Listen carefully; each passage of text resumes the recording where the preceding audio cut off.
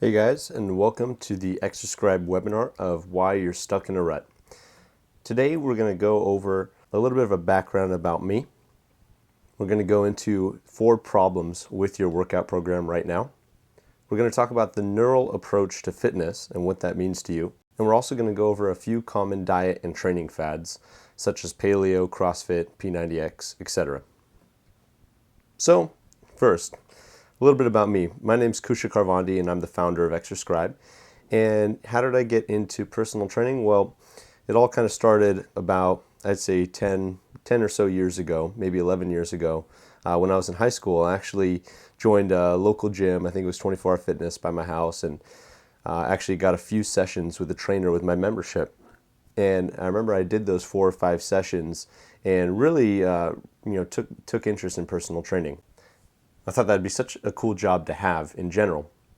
So I got 5 sessions with my membership at the gym, and in these 5 sessions I really learned a ton about how to work out correctly. I learned about, supersets and periodization and just a few different things that, would really help clear all the obscurity for most people who are new to working out. So that was really my first experience with personal training, and I was just really, really fond of it ever since then. So then after high school I went to University of Oregon for my first year of college. And I started the track for, pre-medicine. I was going to go into some type of doctorate program. I think at the time I was thinking I wanted to be a plastic surgeon or something of the sort, for all the wrong reasons, of course.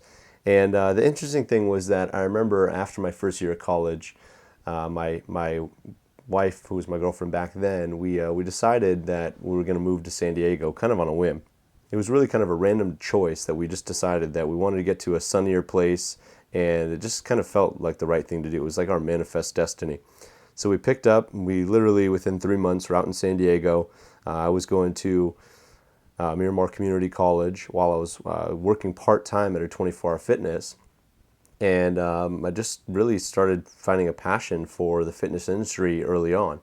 And really before I knew it, even though I had transferred into UCSD and started the pre-med program back up over there, I really started finding that I had less of an interest in what I call reactive medicine and more for preventative medicine, proactive medicine. And that's really what I consider the fitness industry to be.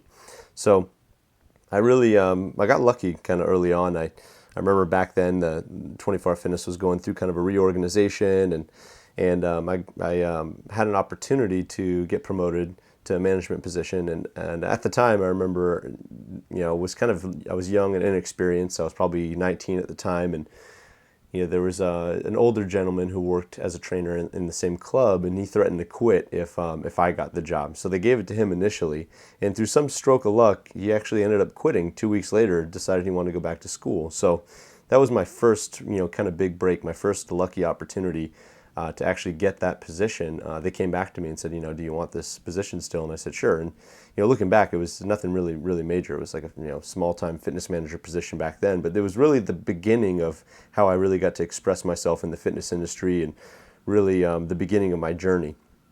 So that was back in 2007. And I got to really meet some interesting people and some high-level executives and the founder of 24 Hour Fitness. And those people really gave me some good insights and mentoring into the business and the fitness industry. And they gave me a lot of perspective. And the main thing that I learned as I kind of traveled around the country for 24 is I saw this recurring problem. And the problem being that 9 out of 10 gym members wouldn't work with a trainer. So I figured, what were those people doing? What was their plan for working out? How were they set up for success? And if you look around at any gym, the majority of people don't have any kind of roadmap to how they're going to actually work out that day. They're just kind of making it up as they go, or they follow the routine. And we'll talk more about that a little bit later on as why you want to avoid those traps. But I saw this recurring problem, and that's kind of why I created Exerscribe. A few years ago, I kind of sought forth to create some kind of system or tool to give people a roadmap, to give you a workout program that you could either use in conjunction with a personal trainer. So let's say you're working with a trainer 2 days a week, you could use it for your program to be kind of asynchronous on your own schedule the other few days a week. Or if you couldn't afford to work with a trainer, this gives you almost the same experience as working with a trainer, but you get to be on your terms, on your schedule.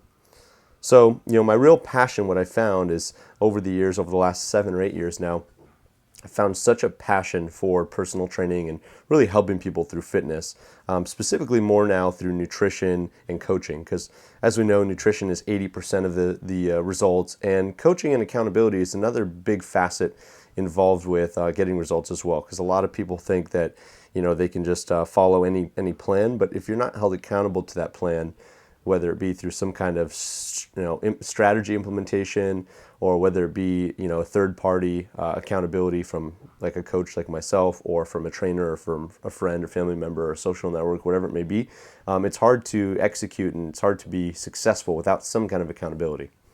The other thing I want to talk about before we move on is that you'll notice below there's a hashtag Scribenar, and in addition to being able to comment below, you can actually hashtag on Twitter with Scribenar and send your questions and comments or concerns there, and we can help answer those as well as we go.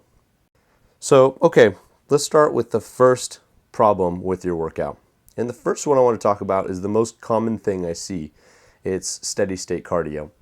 So what the heck is steady state cardio exactly? Well, steady state cardio is when you jump on any piece of equipment or any type of machine and you just kind of go aimlessly at a moderate to low intensity. And a lot of people think that this is the right thing to do to lose weight. And I hear this all the time. Like I said, I've ran health clubs, I've ran gyms, and every time I've met a new member, almost 99% of the time they think that cardio is what you need to do to lose weight. Whenever I ask them, hey, what are you going to do to get started? What's going to be your plan? They say, I'm just going to do some cardio. And so this is a big, big mistake. And the reason being is that when you're doing low to moderate intensity, steady state cardio, what's happening is your body actually increases cortisol. So it increases cortisol, which is a stress hormone, for a duration equal to the duration that you did the cardio for. So let's say I did 30 minutes on a step mill or a treadmill. If you do 30 minutes of steady state cardio on a step mill or treadmill, you're actually telling your body to increase cortisol for 30 minutes thereafter. So if you think about, if you're doing this day in and day out for 30 to 60 minutes, you're telling your body to increase its production of a stress hormone, which increases the catabolic or breakdown mechanisms. So when you go into a catabolic state like that after your workout, that's telling your body to store body fat and burn and break down muscle, kind of the exact opposite of what you're trying to achieve. And so like I said, this is what I see all the time. So many people think, oh, all I got to do is some cardio. But as you can see, it's absolutely wrong. You want to do something called high intensity interval training, which we'll talk about in a second. But steady state cardio is probably the worst thing you can do if your goal is to get lean and tone and also to gain strength. So the other thing to be aware of too is that when you increase cortisol levels, it's not necessarily the cortisol that's bad. I don't think of anything as, like, a lot of people have given estrogen or cortisol a bad rap. But estrogen, just to clarify, estrogen is a stress hormone, not a female hormone. And same with cortisol, it's a stress hormone. And they're not bad things. They're essential for recovery and they're essential for having the right balance in the body. But when you have too much of these types of stress hormones, it throws your balance out of whack, and what happens is it drains your adrenal glands. And when you drain your adrenal glands, you end up getting into a state of adrenal fatigue if you do it frequently enough. So if you do one bout of steady state cardio this week, it's probably not going to do much to you. But on the other hand, if you do that every day or 4 days a week or whatever it may be, it will be draining your adrenal glands over and over and over and over to a point where you will enter a state of adrenal fatigue. And when you're in that state of adrenal fatigue, that's when your body is going to have a really, really rough time getting out of this rut where it's storing more body fat and burning more muscle. So to get out of that rut, you're going to want to switch to high intensity interval training. So what happens with high intensity interval training is that you're actually, replicating weight training, essentially, with the type of energy systems that you're using. When you're doing low intensity exercise, like steady state cardio, or even moderate intensity, what you're doing is you're burning a small amount of calories, or even a moderate amount of calories during that period, and you're telling your body to utilize more oxygen for energy, so it becomes very aerobic. Whereas when you do intervals, where let's say you do 30 seconds at a really high intensity followed by 30 seconds immediately at a lower intensity, and kind of repeating those circuits like that on a piece of equipment or any type of cardio machine, what happens is your body starts using some of the same energy substrates as weight training. So this is kind of the main difference between the sprinter and the marathon runner. If you look at, we'll talk about this more later, but if you look at a sprinter versus a marathon runner, the sprinter is much more lean and toned and defined than the marathon runner because of this reason, because of the energy substrates that they're using, because of the energy system they're using. Also, what happens too, when we talk about anaerobic cardio, which is your high intensity interval training, versus aerobic cardio, where you're using oxygen. Anaerobic means that you're not using the oxygen for energy. So like I said, you're using different energy substrates like stored energy, stored glycogen, or ATP. And ATP is just your simplest form of energy to use, where you can only use that energy for maybe a few seconds only before you have to move on to your carbohydrate and glycogen stores. So when I do a high intensity interval training workout, what happens is, because I'm not utilizing an oxygen for energy or converting oxygen to energy, I'm creating what's called an oxygen deficit. So I'm putting myself into this big deficit of oxygen intake to where my body has to balance that out and make up for that oxygen deficit after that workout. So let's say I do 10 minutes of interval sprints, and after that 10 minutes, I just do a cool down. Well, after my workout, during that cool down and probably about an hour after that cool down, my body is trying to make up for that oxygen deficit by increasing its volume of oxygen consumption. This is known as the afterburn effect, also known as EPOC, excess post-oxygen consumption. So after your workout, you're literally consuming and converting more oxygen into energy, which is why you burn more calories all day long from things like weight training and interval training versus low intensity or moderate intensity aerobics. And this literally lasts for anywhere between 24 to 72 hours. So, as much as you might like your spin classes and some of your aerobics classes, depending on how they're structured, most of those, you're not going to really burn much after. You might burn a lot of calories during a good spin class, but you're not going to burn much after. And that's where it becomes less effective than a high intensity interval workout. If you do a high intensity interval workout, even though you're burning less calories maybe during, because they're generally shorter in duration, maybe 20 minutes in duration, you're going to burn more calories all day long afterwards. And like I said, it might last a couple days. And I've literally had experiences where I've had new clients come on board with me, and I've literally taken 3 or 4 spin classes or cardio sessions a week away from their schedule and added in maybe 2 days a week of short 15 to 20 minutes of interval training. And I had a lady lose 3 pounds in her first week. And that was really, a lot had to do with the nervous system, which we'll talk more about later, and a lot had to do with reducing her overall stress and increasing her stress tolerance. So her body was able to let go of those fat stores because we were optimizing her body's stress tolerance and hormonal balance. And also we were really maximizing her caloric burn and making her body more efficient at burning more body fat. So let's move on. The next thing I want to talk about is dysfunctional equipment. So this is your second biggest problem in the gym. A lot of people who come into the gym and join, the second thing they tell me, besides that they're going to do steady state cardio, is they want someone to teach them how to use the equipment. They say, yeah, I really want to get with a trainer for maybe a couple sessions to have him teach me how to use the equipment. And as a personal trainer, I've dealt with a lot of people throughout the years who have met with me and said, hey, I'm not really interested in training. I just want to learn how to use the equipment. And my biggest problem with that over the years has been that the equipment is really not going to get the results that they're looking for. If you think about equipment, these machines that you see in the gym are really designed for bodybuilders and rehab patients because they're isolation exercises primarily. So they have their place, and I'm not opposed to using some of these pieces of equipment in some kind of integrated fashion in a workout. But the main problems that they face with using equipment like this is that you're sitting most of the day as it is. So we already have some type of dysfunction posturally from sitting at a desk all day. I mean, if you look at what the Industrial Revolution and the technological and digital revolution has done to us, it's made us sit more throughout the day.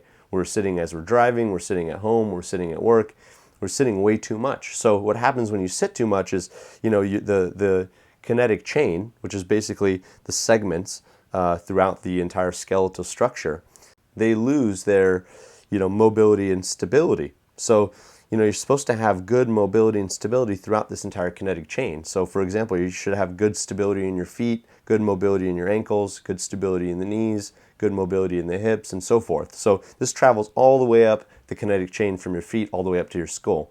So our entire kinetic chain, like I said, gets dysfunctional and loses the proper relationships between mobility and stability throughout the kinetic chain because we sit way too much. So areas of the spine or areas throughout the body like the hips and the knees, where they should be mobile or stable, they're not anymore because of the fact that we sit too much. A lot of the supporting musculature that's necessary to be active to create mobility or stability is shut off. So, for example, if I'm sitting way too much, my glutes and my core and some of the ab musculature is lengthened. When they're lengthened, they're not really sending neurons to the brain. The brain says, I don't really have any reason to really maintain a strong connection with those muscle fibers, so they start to atrophy and they become latent muscle fibers. Well, your body has to figure out a way to perform movement somehow, right? Your body's always going to try to create some kind of balance or figure out a way to accomplish the task. So, it's going to end up overusing your hamstrings and your hip flexors and your low back, and this is why a lot of people end up having chronic low back problems and why chiropractors never work is because most people are addressing symptoms and not root causes, and we'll talk more about that as well. So again, like I said, when we're sitting all day, there's no reason why you should go and spend most of your time in a gym sitting and doing the same motions you already do. So when we talk about, proper motions, we're talking about transverse, frontal, and sagittal. So if you look at these pictures here, your sagittal exercises, the one on the very right here, are the ones that you're really moving in that forward plane. So when you're running on a treadmill, you're on an elliptical, you're on a leg extension, leg press, whatever, those are all sagittal plane exercises. Well, if you think about most of your daily life, you're already doing too much sagittal plane exercise. You're already, sitting at a computer all day, in that sagittal plane. So we already get too much of that. So, when we talk about creating balance, we need to create balance by getting more frontal plane exercise. So getting, more activity in that lateral plane, doing side shuffles, side lunges, side step-ups, whatever it may be. And also, more importantly, in that transverse plane. So really being able to get good rotation because, if you think about how much we rotate throughout the day, it's very minimal. And that's what leads to a lot of inactivity of the core musculature. If you think about your core is really your foundation of your structure. All human movement is really essentially transferred through the core. All the forces from a physics standpoint is transferred through the core. So if you don't have good activation of your core or good integration of your core, then your body is going to figure out another way to transfer movement, and it's going to be disadvantageous to your spine and the other joints. The other thing I want to talk about too is, from a physics standpoint, again, if you look at the two worst pieces of equipment in the gym, it's your treadmill and your elliptical. Let's look at the treadmill first. The treadmill, it's not the same as running outside, and that's because you have a belt moving underneath you. So if you think about it, because the belt is moving underneath you, you're not getting true hip extension. And the fact that you're not getting true hip extension means you're not getting good hamstring activation or glute activation. So your hamstrings and your glutes get underdeveloped. Well, this, of course, again, perpetuates your problem with having dysfunction in your biomechanics, in your human movement patterns. So this is why a lot of people who do a lot of treadmill running complain of a tight IT band or too much torque on the knees or knee pain or ankle pain or stiff shins and so forth. The elliptical is not much different really if you think about it. Elliptical is the same as the treadmill. It's a little more fluid, but it's a very unnatural motion. So it's not giving you the same kind of activation. So the one thing I typically recommend if you have to work on a treadmill or elliptical, try to raise the incline on them, and on an elliptical, try to increase the resistance above 7 to 10. So you're getting a little bit more activation on the posterior chain, which is your the back side of the body. So again, when we're talking about when we're saying that you need more functional activity integrated in your workout, I'm not opposed, like I said, to using some of the machines, but the majority of your workout, hopefully, especially if you sit way too much throughout the day in your modern lifestyle, should consist of good extension. As humans, we're bipedal individuals. We're designed for locomotion, for moving and walking and running, but we obviously don't do enough of that. So you need to be standing upright for a lot of your workout, and you want to get good extension from the ankles, the knees, the hips, and the arms as well. So if you look at this exercise here, she's getting good extension throughout the kinetic chain, which is really designed to help kind of, balance out or negate the hyperflexion that we get all day long from sitting.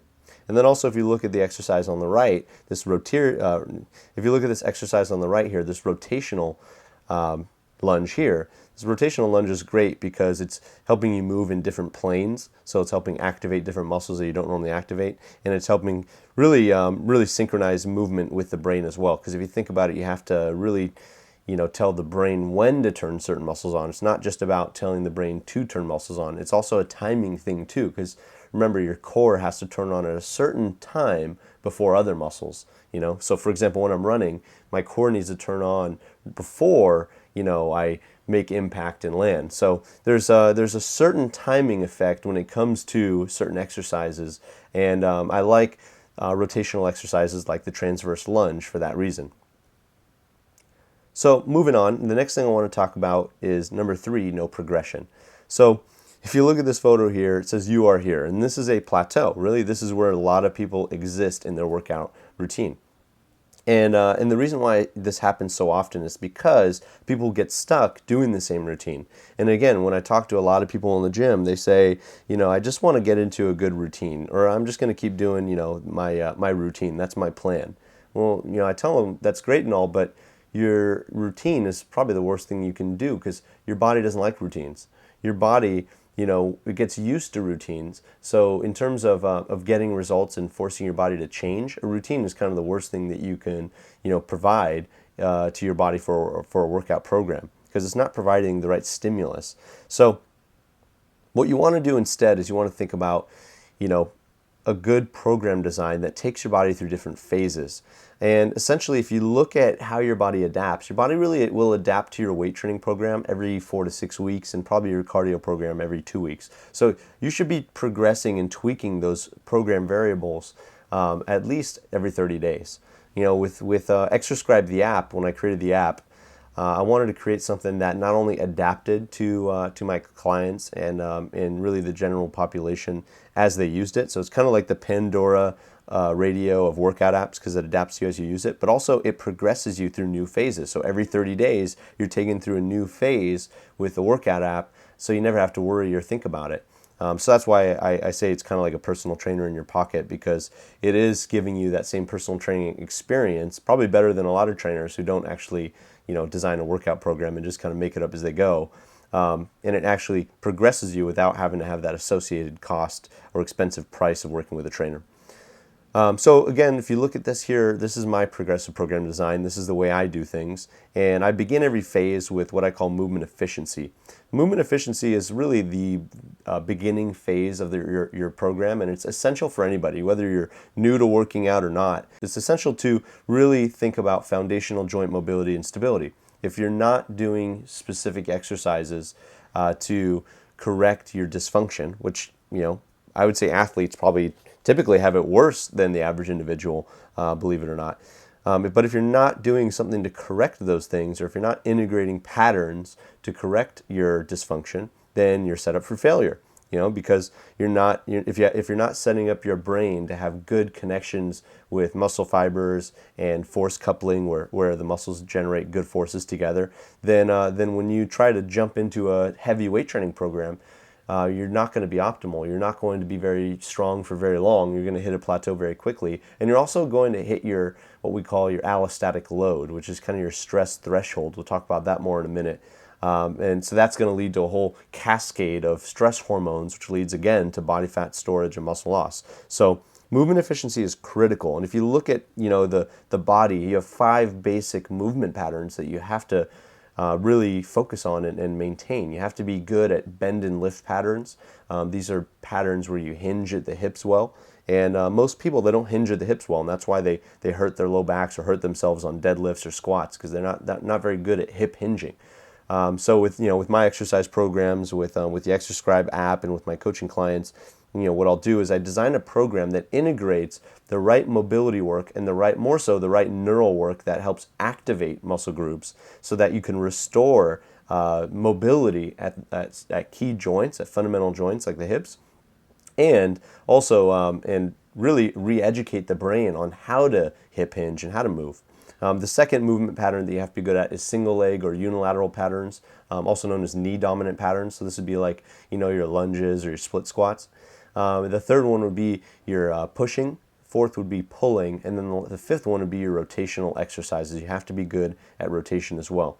So those are 5 fundamental things you have to be good at when it comes to mastering your structure in the movement efficiency phase. Once you have that foundational structure, once you have a really, really robust structure, then it makes sense to progress into the force optimization phase. This is where you'll see really the advanced muscular development and advanced strength. After that, I like to take my clients through the mechanical synergy phase, where we bring out your inner athlete. This is where you'll see some variables like power, speed, and agility integrated into the program. But as you'll see in the bottom here, the nucleus of the entire program, really the center of the whole program, is improving your stress tolerance and well-being. So even though a lot of people will come to me and be like, yeah, I just want to get a six-pack, I just want to get ripped, they don't care about anything else but vanity. I say, look, vanity is important, but really if we talk about the thing that's going to pervade all aspects of your lifestyle and improve your productivity and help you make more money and improve the quality of your relationships and all those things that really contribute to overall happiness and well-being, it's improving your stress tolerance. And we'll talk more about that in a minute as well. But stress tolerance, I want you just to be thinking about now, is really your ultimate goal. That is the goal of every exercise and nutrition program, improving your stress tolerance. So with my exercise program, also on that same note, this is also why I don't do a ton of foam rolling or static stretching, really what I call unpurposeful or unintentional exercise.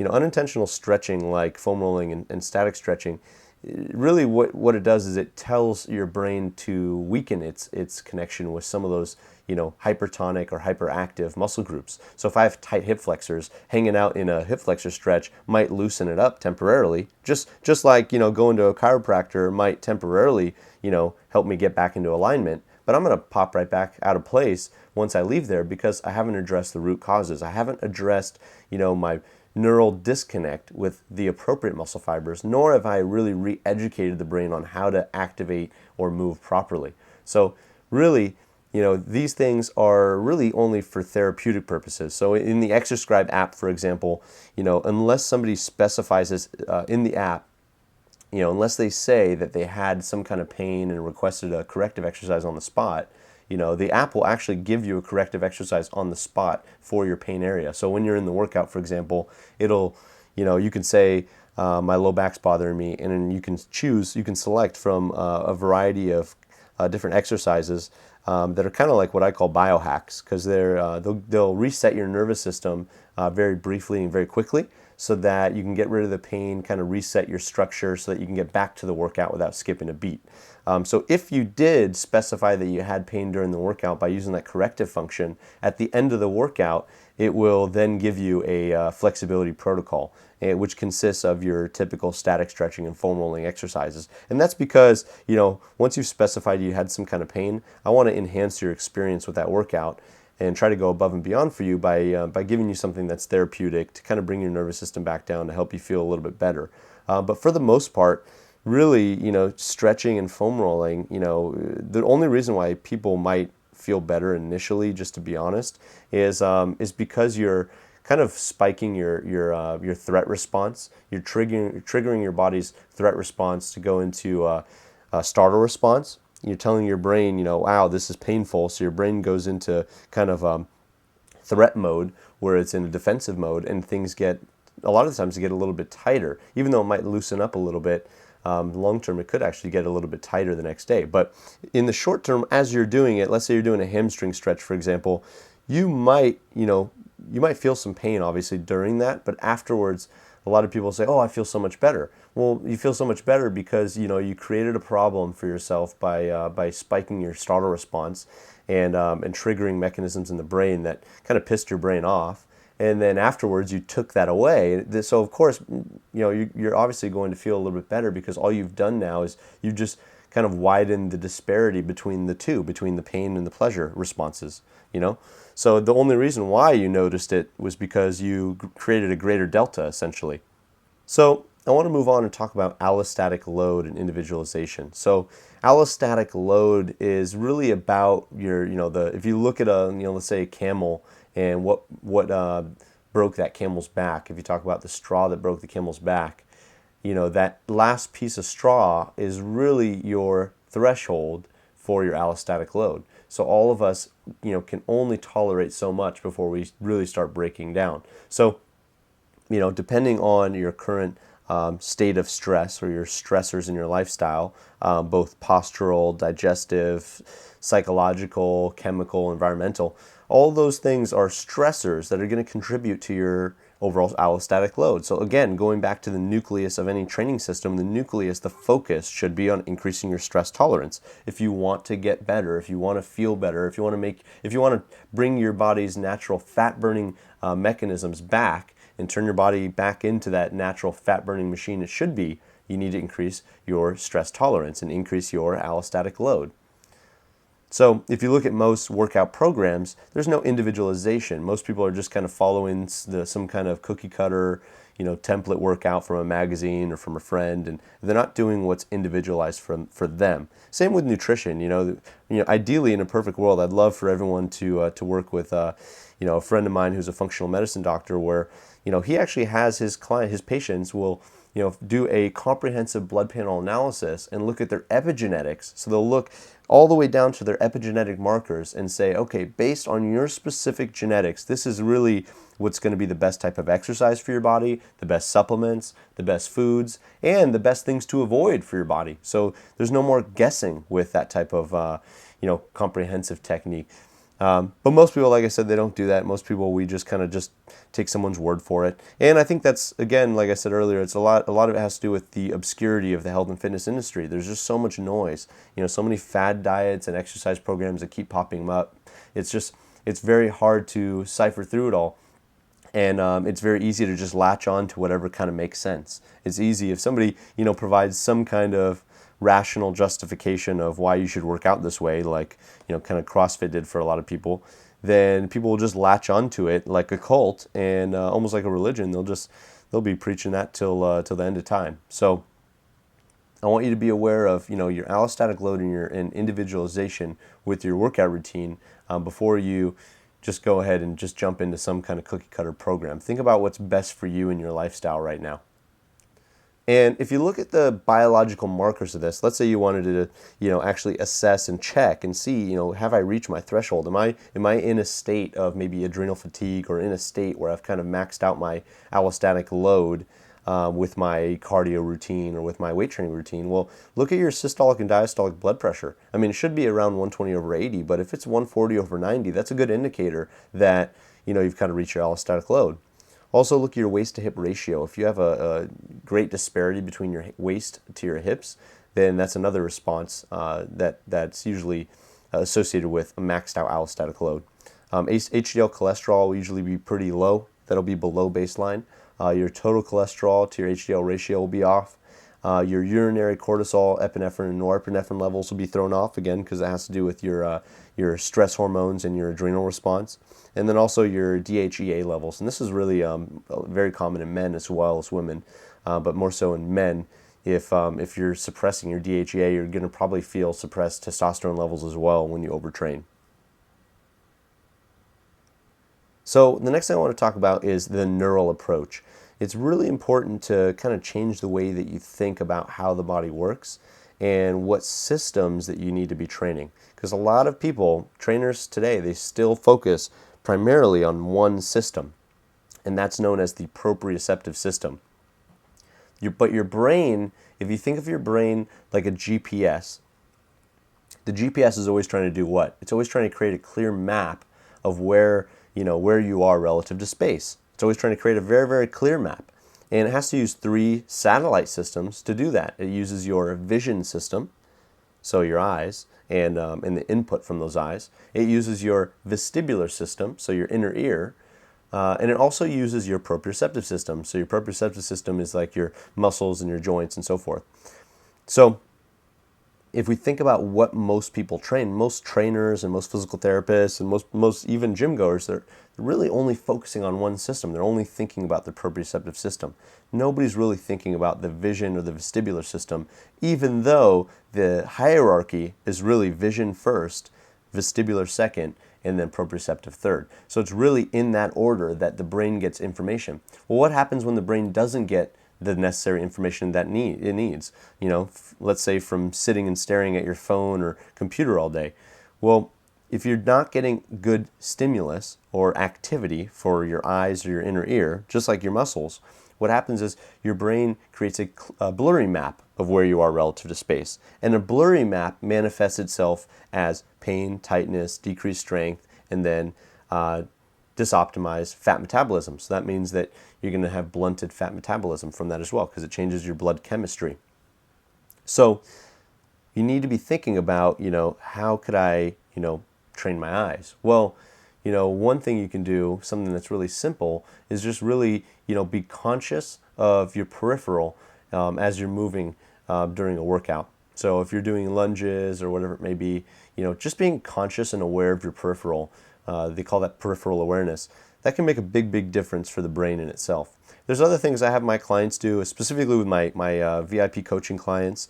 I'll have them do different eye drills and vision drills, as well as some inner ear and vestibular drills, which are kind of similar, that will help stimulate those different cranial nerves in the brain, so the brain will have good information, so you can create a clear map, so you can optimize your strength, optimize your structure and your foundation, and optimize your blood chemistry. Because if you think about it, you're one big petri dish, right? Your skin is the petri dish, your blood is the culture medium, and then your 75 trillion cells in your body are the cells which are going to be affected. So we want to make sure that we optimize every aspect of that. So again, like we said, the stressors aren't just mental stress. A lot of people, when they think of stress, they think, mental and emotional. No, that's just one aspect. Really, the thing that's killing us is not so much of those stressors. It's our environment.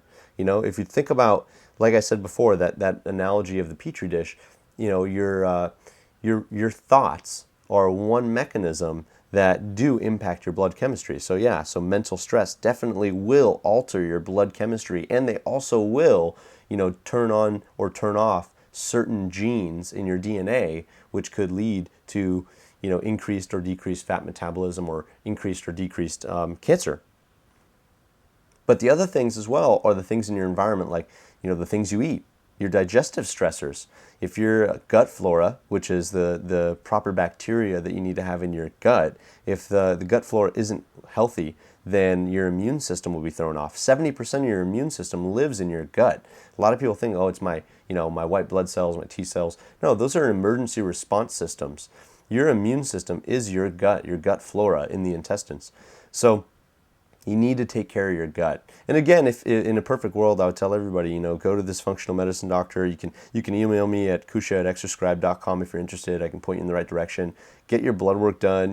Make it really, really specific and individualized. Instead of guessing. And it's really only something that you have to do once. But once you know exactly what you need to be getting, then you can actually create a real plan and do that and have a lifestyle that supports it.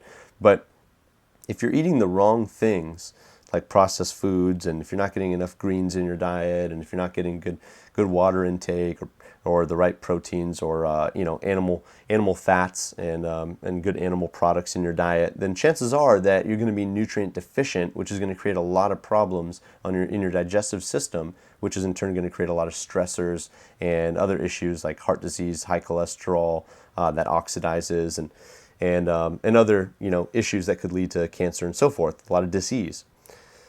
And if we look at how we sit all day, sitting all day is another stressor. Spinal stress, or joint stress is putting stress on the brain as well. And putting, in turn, those chemical impulses in the brain that are triggered by your bad joint mechanics, that triggers a startle response. If you look at a baby that gets into the fetal position, why does it get into that fetal position? Well, it gets into flexion in the fetal position because that is a safe place to be. That protects all the joints, the brain, the organs, and so forth. So if you look at kind of this picture here where this person's working at a desk or computer, over time we start to go in that same position into that hyperflexion of the shoulders, the elbows, and the hips.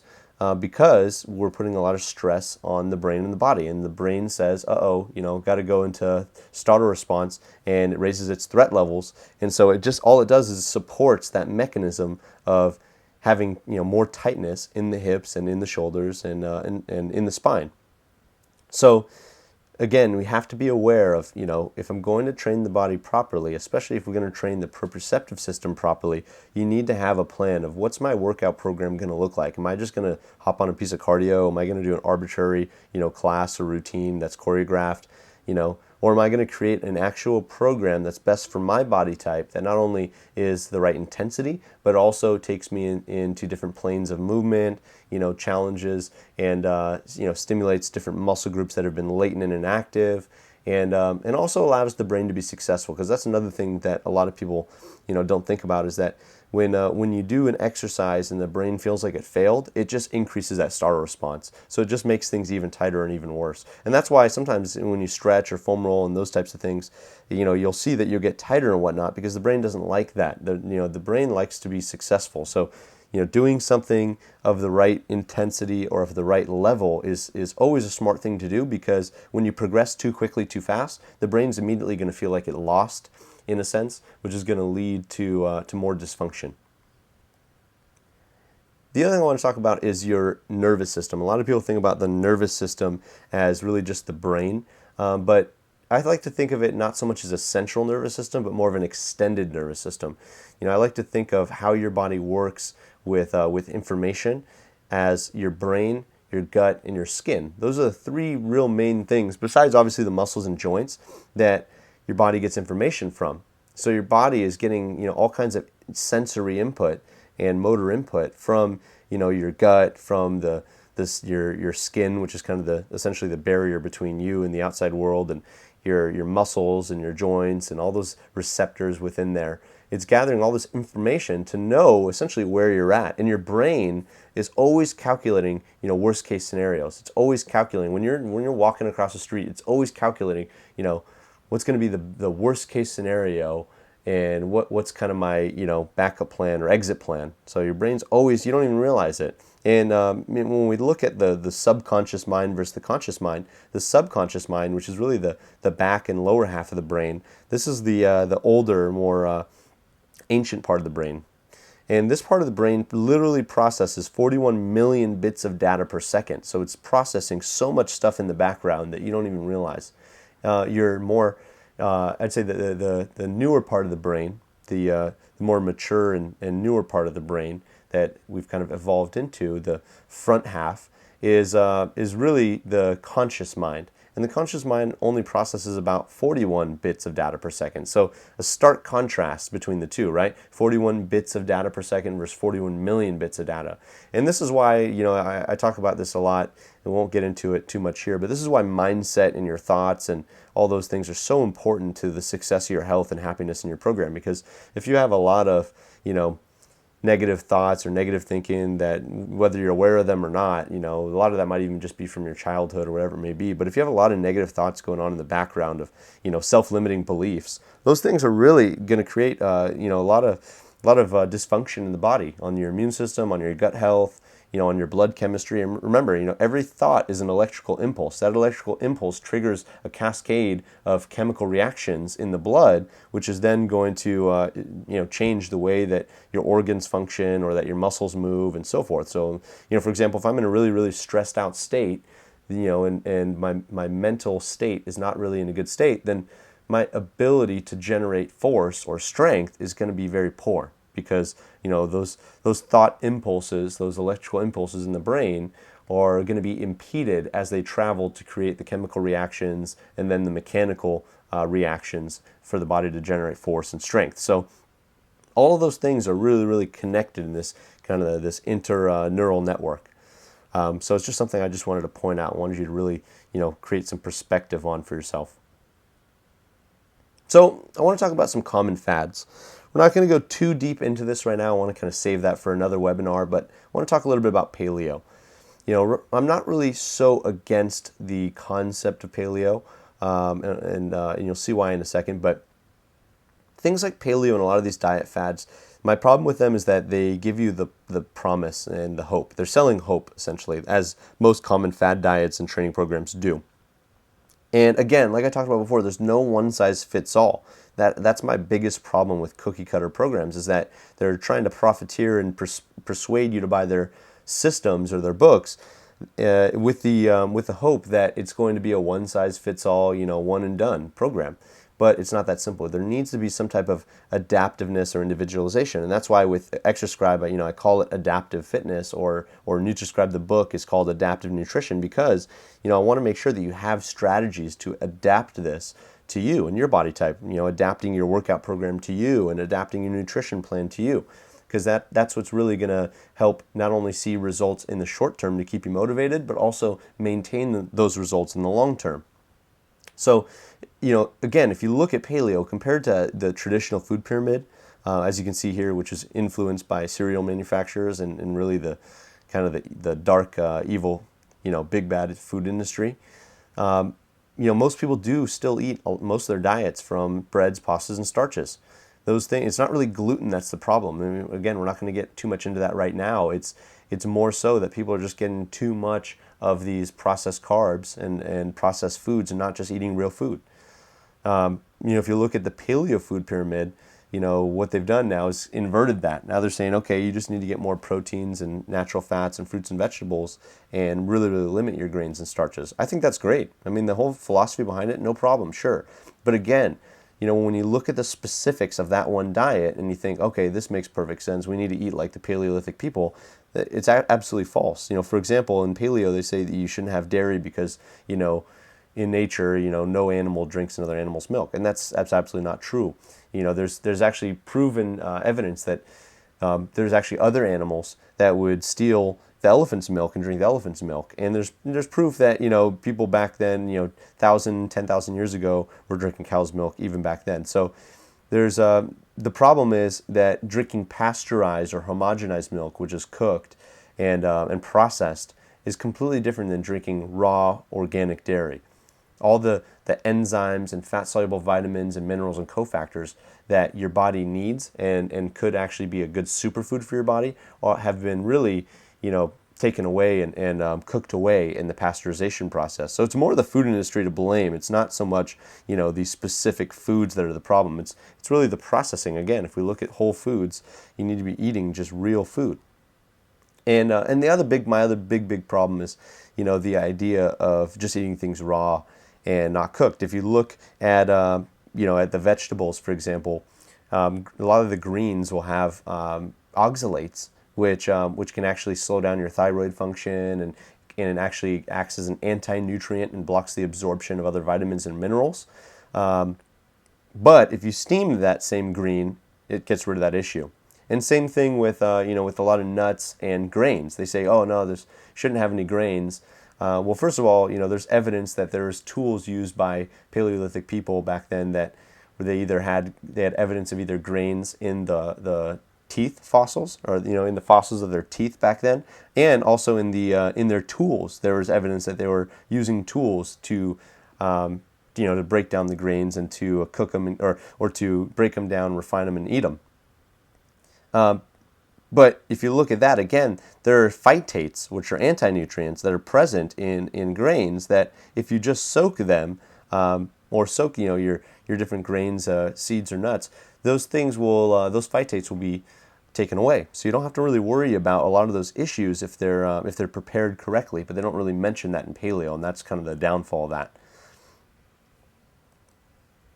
Let's talk a little bit about the exercise fads. So CrossFit and P90X particularly. Well, with CrossFit, my big problem with that is it's just too high intensity, and most adults have really no business doing any snatches or Olympic lifts. I mean, it doesn't really make sense. The risk to benefit ratio just is way off. It doesn't make sense to me. I wouldn't do that. And most adults have poor seated flexion. So for us to be doing some kind of overhead snatch or power clean is it's just way too risky. Whereas younger kids and athletes as in their youth, the youth is different because they have much more elasticity. You can screw up a little bit more with kids, and they'll bounce back really easily from it, and usually without any injury or harm.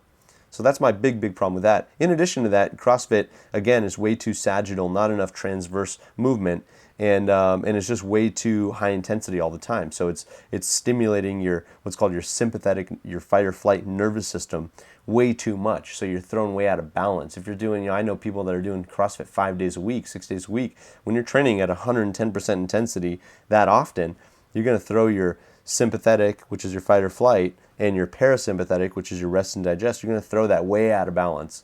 The other thing is that there's no progression. Nobody is saying, hey, here's step one for a beginner. Here's how you really master this hip hinge or this knee dominant movement for you and where you're at. It just kind of starts everyone at the same level and it just kind of assumes everyone's at the same place and just throws everyone head first. And again, everything's very arbitrary because it's just, some random WOD, this workout of the day that someone just made up on the spot. And that doesn't make any sense because again, your body needs proper progression. It needs a well thought out, strategic variation. In Exerscribe, I call it conscious variation. With our program design, I'm always thinking about, okay, we're going to take you from point A to point B, but we're going to do that in a very efficient and thought out, calculated manner.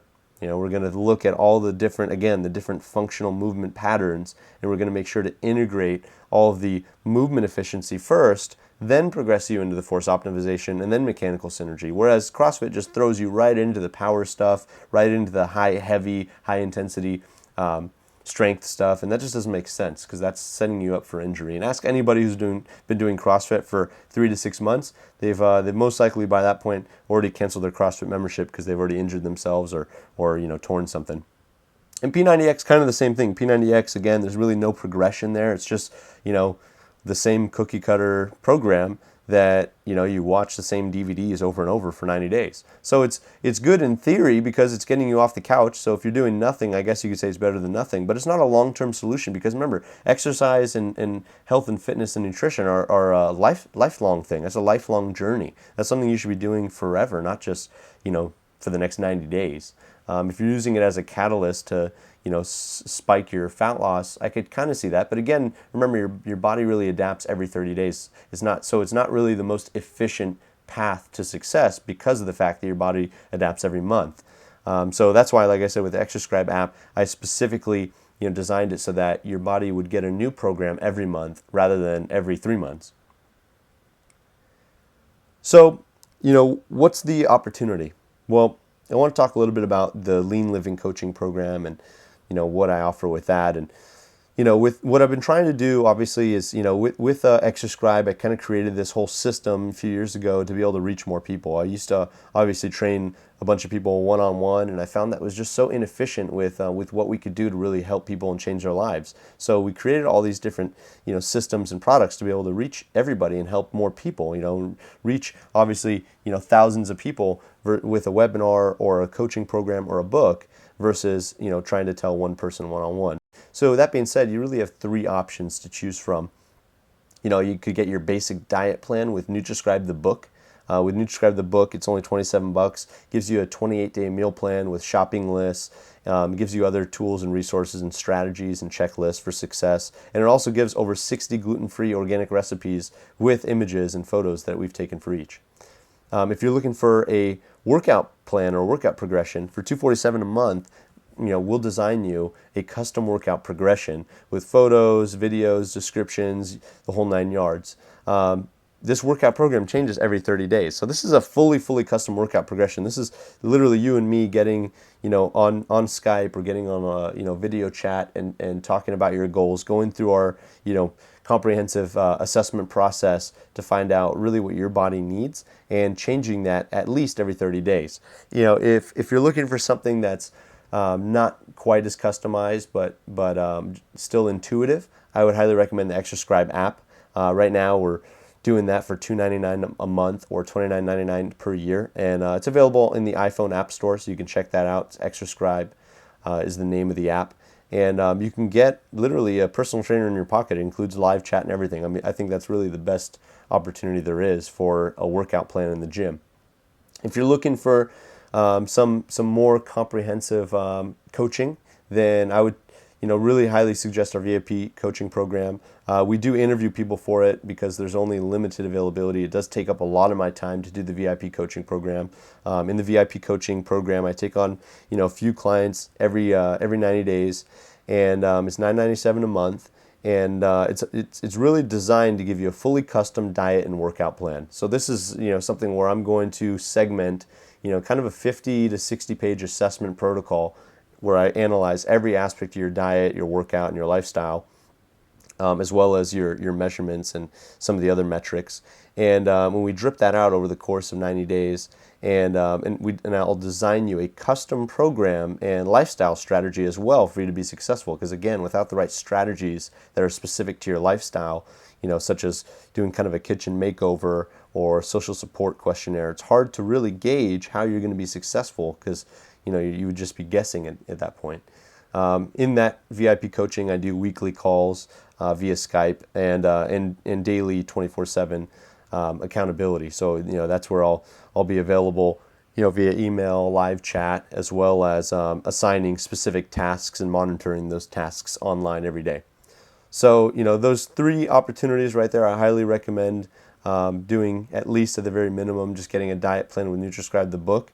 And if you're really looking to do it the cheapest way, I'd say I would grab Nutriscribe, the book, for $27, and then do the Exerscribe app for $2.99 a month if you really wanted to have a custom program right away that you could pick up today and start using today, and actually have a plan for success tomorrow in the gym.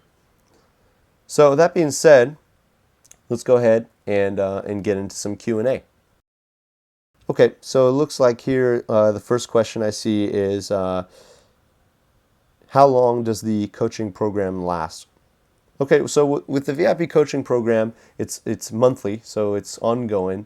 But typically the clients that I work with, the results or the goals they want to achieve are somewhere between 3 to 6 months, but we usually achieve it generally in about 20% less time than they would have thought they were going to achieve it in. So a lot of people come to me and they think, okay, I think it's going to take me about 6 months to get to my goal, and usually we'll achieve it typically in like 4 to 5 months, sometimes less, sometimes 3, and that's just because the programs that I assign are so effective. Because again, most even master trainers out there, they're assigning a system that only focuses on your proprioceptive system. It focuses only on the muscles and joints and doesn't focus on your vision, vestibular system, nor does it really take nutrition and nutrition accountability into the mix.